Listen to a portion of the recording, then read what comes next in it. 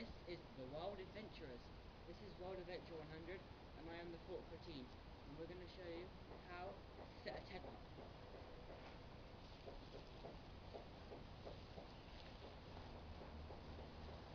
First you spread the sheet out.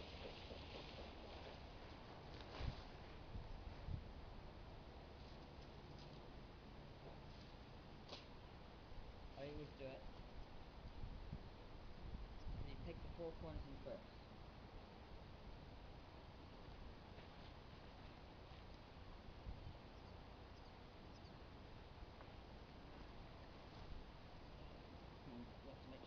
You have to make sure it's pulled out tightly.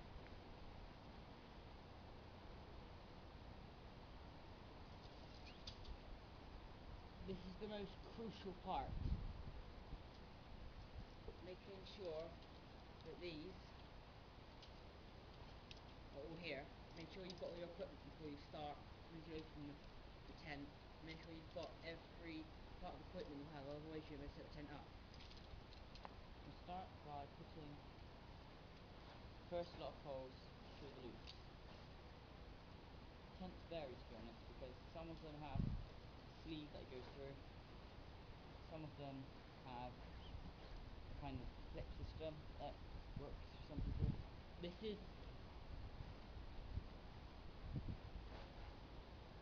a very small tent. It's a small tent, an easy one to set up, but there are bigger sized tents that are even harder to do up. And there's loads of other different kind of tents as well. There's tents like this. This is a dome tent because it has cross-section poles. There's a teepee tent, which is basically a single middle quadded tent. You have tunnel tents, which are, you have the poles running parallel to each other across. And you have ridge tents. Ridge tents have a pole at either end and are held up by guy ropes. This tent is quite a small tent, as Josh has already explained. But it's kind of, this tent's purpose is for maybe two people do a bit of light camping, or maybe two people going on a hike or whatever. We have a similar tent like this. This is the first tent we'll show you, and this is literally a cheaper version of the Coleman, which we'll show you. As this one only has a fly sheet, where the other one has a fly sheet and inner tent. Tents do vary in size, so please be aware that if you're going to get a tent, make sure you've got enough money. Tents can cost quite a lot of money, so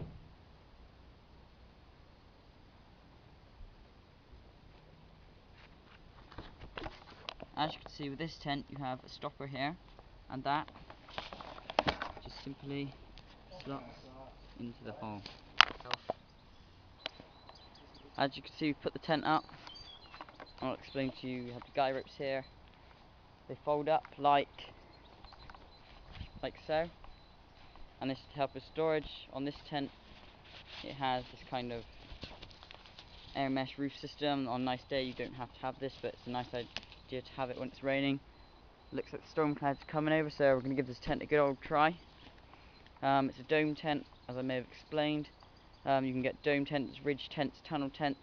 Dome tents are known as dome tents because they are kind of dome shape. They have a cross section poles. A ridge tent has a pole at either end and is held up by guys. This tent doesn't come in this colour. It will come in other colours that you would like. Yeah, so yeah, you can choose whichever colour. This tent was £5 from B&Q, so it's pretty cheap. I wouldn't say it's the best tent ever, but it's quite good. Here's the bag it folds into. It's pretty small, good for hiking. It's 105 centimetres long. Yeah. It's quite a lightweight tent, to be honest, but as I've explained, that it only has a single layer, which is a problem because it only has a fly sheet. It doesn't have an inner tent. The ground sheet's pretty rough and durable. Then of course you have the pegs in the outside frame system. The guys running up, and you just tighten them with this little attachment here.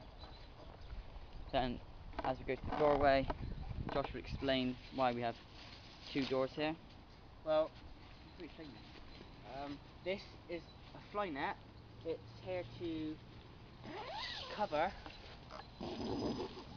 Like so. If you don't want this up on a Main sunny door. day, you can take it down and only have this up, and it also protects you from other insects that might want to get in the night. Yes, it stops the flies and everything getting in, but it allows the air to come through and circulate. There's a rain Kind of ridge around this zipper around the thing, zip, so it protects the zip, it doesn't get rusty, and so stops the water getting in and stuff.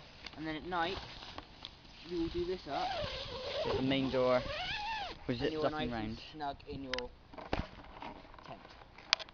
Tents always have sometimes a lot different. This one has no porch. Sometimes they have a porch that slopes down, gives you a little extra space. Sometimes they have a large porch. I have one upstairs that has quite a large porch, and I also have one that's a small porch. This one doesn't have any porch, but it's a pretty good sized 2-man hiking or like camping tent. It will be good for, say, if you're in the scouts, good for scouting. If you're going to go out on just a hiking trip for a night. It's a really good tent. I definitely recommend, if you see this for the price I paid for it, get it. It's definitely worth it. But the rain clouds are coming over. I don't know. Are we going to try it out, or are we going to take it down pretty quick? I think we should try it out. I think we will. How long the rain? I think we should go inside and wait till it rains. Actually, I'm not sure. We could sit in it if you want to.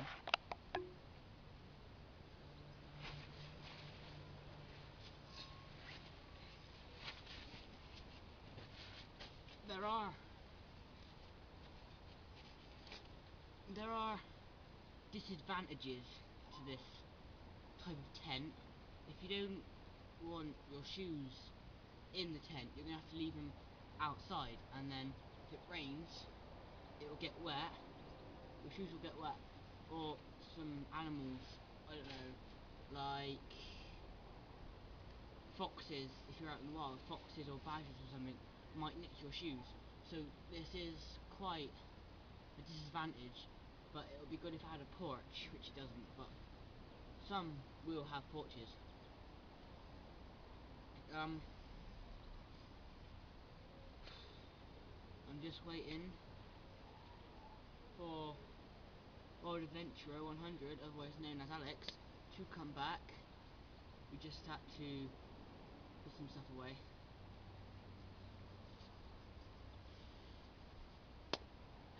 So we are going to have a test run to this tent, see if it's waterproof or not, and then we will be able to tell you in the review. So yeah. Right, I got the kit. We also got some stuff to put in to the tent to check the waterproofness. If this is waterproof or not. Also, here we can show you how the extras work and stuff like that. As I was saying, I see Alex doesn't want shoes in here, so if it rains, it's going to get wet, as I explained. Like some of these little bits here, I've gathered here, these could go in the side pocket there where they'd stay alright. But on a typical hiking or camping trip, this is the sort of stuff you would kind of usually take with you. Either roll mats, hydration pack, obviously not in this bag, if you just wanted to zip up the outside door as well. Also here we have an anti-shock walker pole. The main reason we've kind of got all this kit in here is just to show you how spacious and roomy this tent is, and how it could be For utilised. a 2-man tent, it is actually quite spacious. It could be a bit out of squeeze. This could be at least a 3-man tent. But yeah, as I said, out of squeeze. Right, we're just going to be back. We'll be back in a minute once we're set up.